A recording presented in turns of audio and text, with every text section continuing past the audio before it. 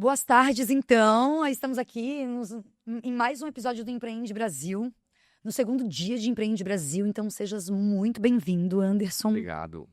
A gente está feliz e curioso de te ter aqui, porque eu acho também que tu traz uma pauta nova para o Empreende, uma pauta de domínio de poucos, mas em algum lugar também eu vejo que o teu caminho tem como...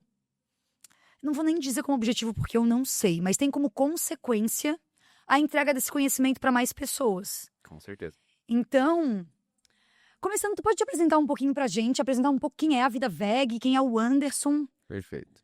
Sou mineiro, apesar de crescer em São José dos Campos, São Paulo, com 18 anos eu fui para Lavras, cidade pequena do sul de Minas. Ali eu fiz graduação em administração, mestrado em gestão estratégica, marketing e inovação, na Federal de lá. E durante o meu mestrado eu entrei numa ONG de proteção animal, sempre gostei muito de animais, e nessa ONG eu conheci alguns veganos e vegetarianos, e me despertou atenção sobre o tema e comecei a estudar e vi que é a nossa melhor postura em relação aos animais, né, ao respeito aos animais. Então decidi virar vegetariano e vegano em 2010. Não encontrei produtos, aqueles que substituem os de origem animal, carne, leite, ovos de origem vegetal. E aí me despertou essa ideia de empreender com isso. Só que na época eu não tinha dinheiro, nem experiência, eu venho de família classe média baixa, saí da faculdade devendo, né? Então fui trabalhar. Fiquei 4 anos como executivo de marketing numa grande empresa, mas incomodado de estar trabalhando, apesar de estar bem financeiramente, ganhando bem, viajando o mundo, tudo. Eu estava incomodado de não estar alinhado com o meu propósito de vida, que hoje eu considero tá muito claro que é o veganismo, que é usar o empreendedorismo para salvar animais.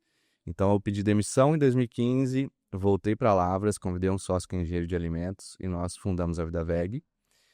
Fiquei na diretoria de 2015 até 2022, a empresa cresceu, hoje a Vida Veg é o maior laticínio vegano do Brasil, tem 50 produtos, leite vegetal, iogurte, queijo, requeijão, todos à base vegetal. E a gente vende para 6 mil pontos de venda em todos os estados do país, grandes redes de supermercados, Pão de Açúcar, Carrefour. A empresa está com previsão de faturar mais de 100 milhões esse ano. Estamos com 170 colaboradores, uma fábrica própria de 5 mil metros quadrados de alta tecnologia, produzindo 300 toneladas por mês. E eu fiquei na diretoria até 2022. Saí, tirei um período sabático, viajei 6 meses, muitos países fora, voltei. E eu falei, eu preciso compartilhar essa experiência de criar uma empresa do zero a partir de um propósito de vida, que no meu caso é o veganismo, e fazer ela crescer. Então, escrevi esse livro, lancei o ano passado, Negócios com Propósito, Impacto e Lucro Lado a Lado, que eu ensino. Qual câmera é? Essa daqui? Legal. Esse livro foi best-seller, o mais vendido de negócios por 2 meses no Brasil e o quarto mais vendido de todos os livros, onde eu ensino como criar uma empresa do zero e escalar ela, com dicas práticas de planejamento, estratégia, gestão, marketing, vendas e principalmente uma visão de que os negócios de sucesso não são mais só aqueles que visam lucro, mas além de lucro a gente tem que olhar para impacto social e ambiental, medir isso, ser transparente quanto a isso. Ontem eu dei uma palestra aqui sobre ESG, está muito ligado a esse tema. E aí eu mudei para Floripa, tem 1 ano e meio que eu moro aqui no Campeche e dou mentorias para empreendedores para ajudar esse pessoal a montar e escalar essas empresas. Fundei o Clube de Empreendedores com Propósito, então esse ano eu estou focado nisso, onde a gente faz encontros quinzenais com um grupo de empreendedores e dou mentorias individuais para eles. E estou dedicado a isso, a compartilhar esse conhecimento para que mais pessoas empreendam com propósito, pensando em impacto social e ambiental. Depois desse sabático ali da Vida Veg, você voltou para a Vida Veg e hoje você está atuante na operação ou não?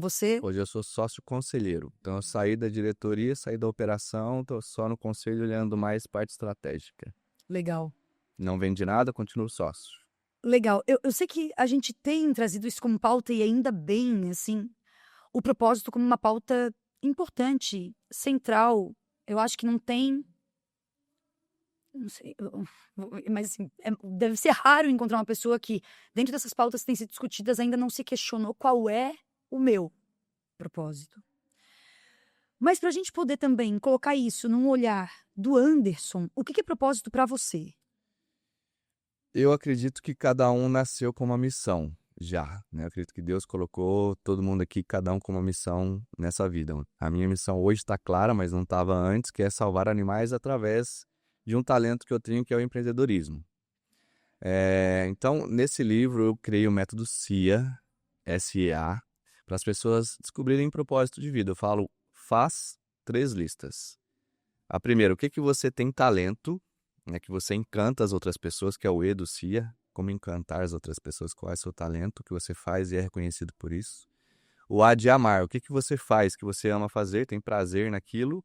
E o S de servir, que é servir ao mundo. O mundo está doente, né? A gente está com muitos problemas, catástrofes ambientais, matando 80 bilhões de animais por ano, desnecessariamente só terrestres, enquanto os aquáticos vão para trilhões.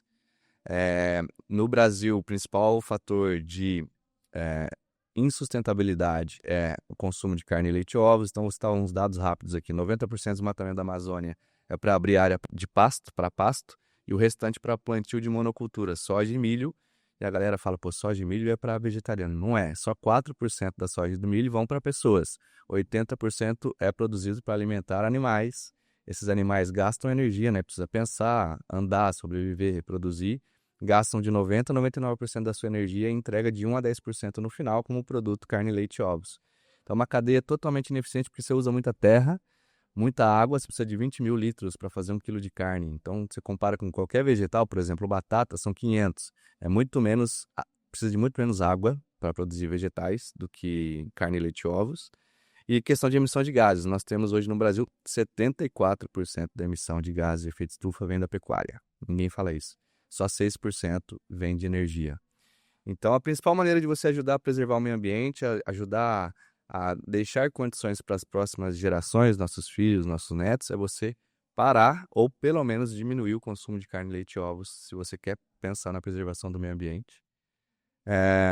Então, tem a questão ambiental, tem a questão dos animais e tem a questão da saúde. 70% das doenças modernas vêm de consumo de produtos de origem animal.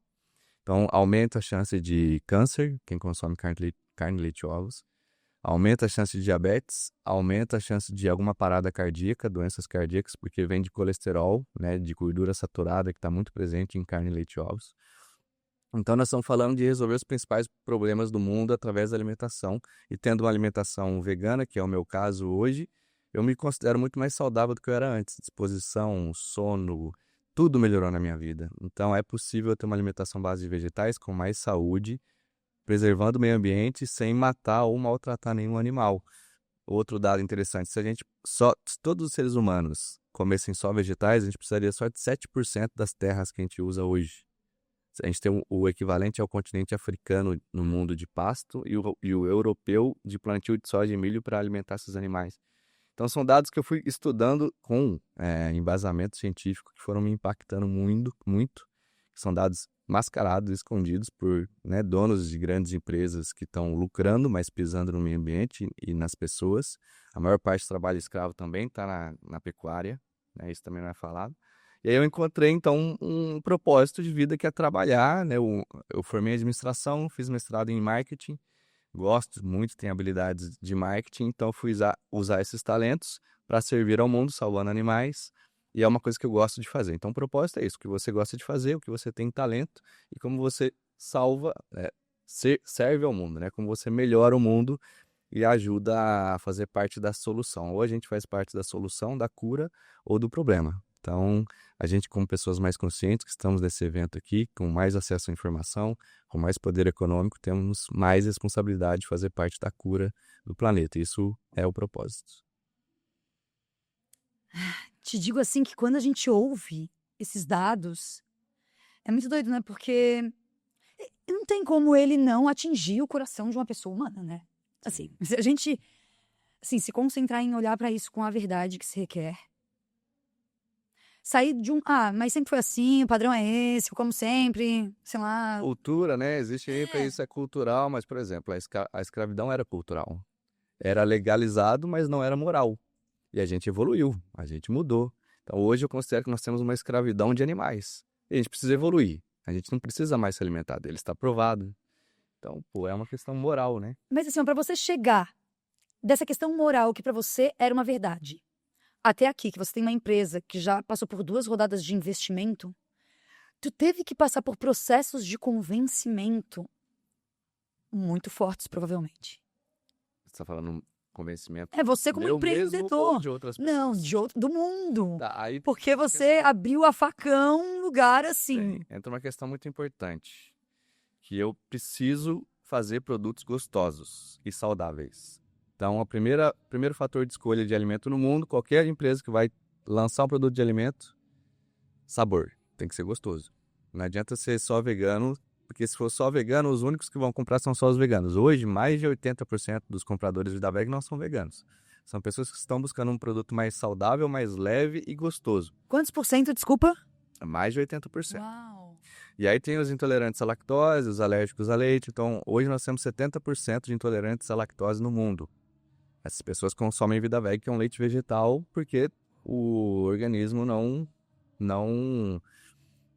se adequa a um leite de uma outra espécie, que é o leite da vaca, foi feito para o bezerro, né? Então, o nosso organismo humano não foi feito naturalmente para se alimentar de um leite de uma outra espécie. Por isso tem intolerância, por isso tem alergia. Então, temos um público muito crescente. Muitas crianças alérgicas ao leite, e quem busca uma alimentação mais saudável, mais leve, mais natural. Então, a gente tem que convencer por vários fatores, não só o veganismo, mas de trazer um produto gostoso, um produto mais nutritivo. A gente coloca proteína, vitaminas, minerais, então não perde em nada para os outros produtos de origem animal. Pelo contrário, é mais saudável, né? E mais sustentável. É o desafio de quem inova, né? Mas você ainda inova dentro de uma cultura que é extremamente permissiva com o outro lado. Então, eu imagino que esse processo de convencimento, de fato, né, é algo grande. Você comentou das crianças e a gente estava até conversando antes, que é uma pergunta que eu falei, não, me responde depois. Eu tenho uma filha de 5 anos, a gente já vê que as crianças vêm consumindo menos carne, não sei porquê, mas por exemplo, com a minha filha especificamente, e eu percebo isso em outras crianças, o sabor não é o mais atraente para elas, ela gosta de outras coisas. Só que ao mesmo tempo, eu como mãe, eu resisto à explicação honesta disso, que ela tá comendo um animalzinho, porque eu tenho medo de ser forte demais para ela, e ao mesmo tempo de eu não dar conta de lidar com a responsabilidade dessa descoberta dela. Que é complexo, né? Imagina, vou te falar, filha, tu tá comendo ali, sabe o boizinho? Essa é a carne, esse bife que a gente tá comendo, é isso. Mas é a realidade. Olha, é a realidade. É a realidade. E eu fico dividida entre também, porque eu também quero entregar uma educação com mais verdade possível. Como que a gente entrega isso no dia de hoje para uma criança? Bom, eu ainda não sou pai, quero ser, mas eu acho que tem que falar a verdade, tem que ser transparente, porque uma hora ela vai descobrir, né? Sim. O jeito de falar é importante. Você, como mãe, sabe muito mais do que eu falar de forma mais carinhosa, que ela vai entender, explicar e tal. Mas eu acho que você tem que ser transparente quanto à realidade das coisas. Realmente, aquele pedaço de carne é um animal morto. Como falar isso, você vai ter que se preparar. Mas é uma realidade que eu acho que não deve ser escondida. Tem vários amigos meus que também têm filhos pequenos que não querem comer carne, não tem explicação porque os pais comem e também ficam nessa situação. Para ver como isso é sério. Se é sério ao ponto de eu não conseguir ser honesta com uma criança, é porque existe uma questão aqui importante a ser vista, né? Sim. Você comentou que o teu público, ele é um público vegano e flexitariano também, talvez 80% mais. Você comentou, né, que é um público que ele não é necessariamente vegano. Sim, até mais. De 80% a 90% para por aí. Não são veganos. E como que você trabalha isso hoje dentro de uma pauta de marketing? Comunicação, né? A gente tem que comunicar falando de saúde, falando de sustentabilidade, falando de é um produto apto seguro para alérgicos, para intolerantes. Então é muita forma de comunicação, usar influenciadores nesses públicos não veganos, fazer um produto gostoso, fazer degustação no ponto de venda, ter um produto bem exposto, uma embalagem bonita. Então a forma de comunicação para você atingir a dor e o problema de cada um de acordo com suas vidas.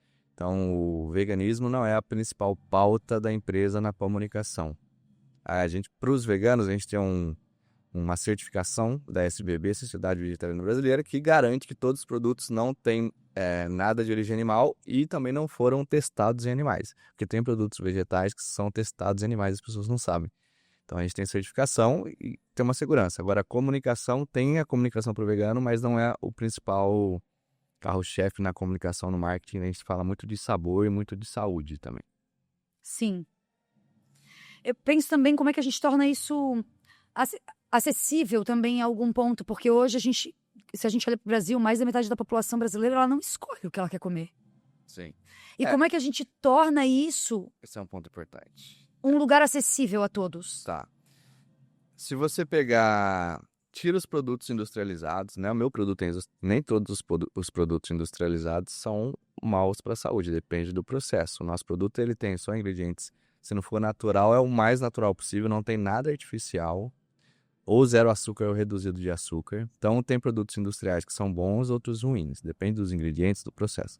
Mas você não precisa de produtos industriais para ser vegano ou vegetariano. Você pode ir na feira, comprar legumes, frutas, arroz, feijão. Isso vai ser mais barato do que se você tiver uma alimentação com carne, leite e ovos. Você pega R$50 e vai no açougue. Pega R$50 e vai na feira. Você vai sair com mais alimentos da onde? Da feira. Então, uma alimentação vegana sem produtos industrializados, que são esses que buscam imitar o de origem animal, né? O nosso é um leite vegetal, um iogurte, um queijo, um requeijão, que é tradicionalmente de origem animal. A gente não precisa disso. A gente precisa de arroz, feijão, o mais natural possível, leguminosas, frutas, verduras. E isso é mais barato do que o de origem animal. Então, enfim, se você for um vegano, né, de feira, comprando o básico, mais natural, que é até mais saudável, você precisa de menos dinheiro, é mais barato. É que é uma questão de educação, né? E educação. A Vida Veg trabalha nessa pauta da educação de alguma forma? A gente tem matérias, né, que ajudam a falar sobre isso. A gente tem muitos eventos de conscientização. A gente tem na comunidade de Lavras, a gente vai falar nas escolas, nos asilos. Eu acho que o importante é buscar uma nutricionista, que nem sempre é acessível, mas já existem várias, depende do padrão de vida da pessoa, mas já existem várias nutricionistas falando disso abertamente no Instagram, como montar um prato vegano, vegetariano, sem industrializado. Então, acho que a informação hoje está disponível para quem tem internet.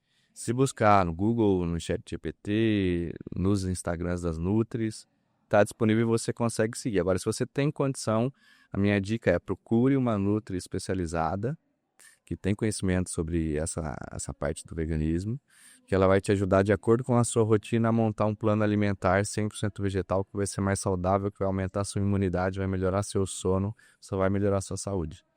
Antes de virar vegano, eu tinha amidalite 4 vezes por ano, ficava doente, com febre, cama. Depois que eu cortei tudo de origem animal, parei, nunca mais tive. Então melhorou minha imunidade, meu sono, melhorou minha disposição.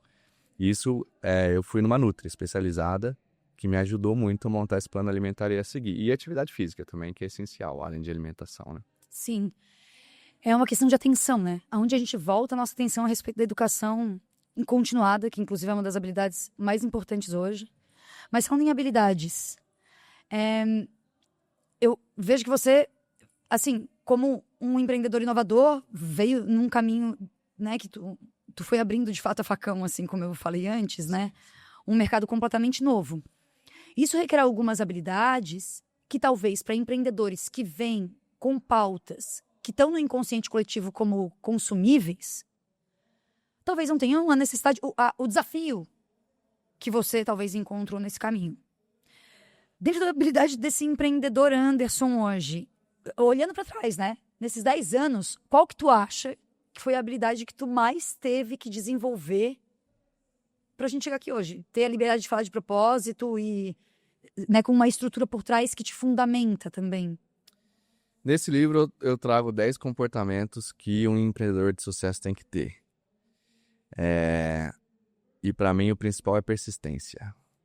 Primeiro, você tem que ter um propósito claro, que tendo um propósito claro você não desiste, porque a carreira empreendedora é a mais difícil. No Brasil, principalmente, que é um país muito burocrático, que cobra muito imposto. Então, assim, você vai encontrar dificuldades e problemas todos os dias. Isso é certo. Se você vai empreender, já saiba disso. Não é fácil. Agora, se você tem um propósito claro por trás, o meu, de salvar animais, então toda vez que, eu já tive enchente na minha fábrica, eu já tive dia que eu tinha que pagar salário, não tinha dinheiro na conta. Então, todo dia tem problema. Agora, se você tem um propósito claro, eu pensava assim, os animais estão sofrendo, não podem fazer nada por eles, eu posso, então eu vou resolver isso. Vontade de desistir as pessoas vão ter no empreendedorismo, mas se você tem um propósito claro, você não desiste. E aí é persistência. Tendo persistência, você não desiste e isso depende muito do propósito e você chega onde você quer. Lógico, só isso não é o suficiente. Gestão.